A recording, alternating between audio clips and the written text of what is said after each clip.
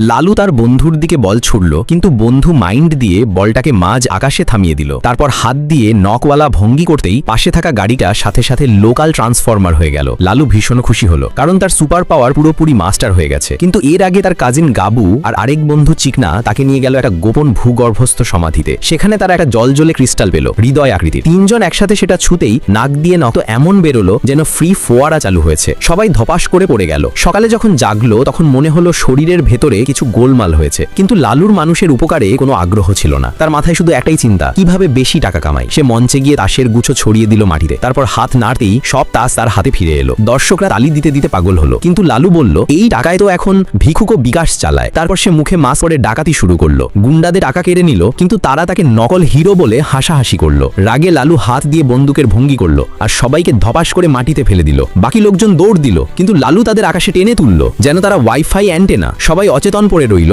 লালু তাদের পকেট থেকে টাকা নিল, কিন্তু গুনে দেখে বলল, এই টাকায় তো 1 লিটার পেট্রোলও হবে না। তারপর সে পেট্রোল পাম্পে গিয়ে দোকানের লোকে অচেতন করে দিল আর মুদ্রাগুলো উড়িয়ে ব্যাগ ভর্তি করলো।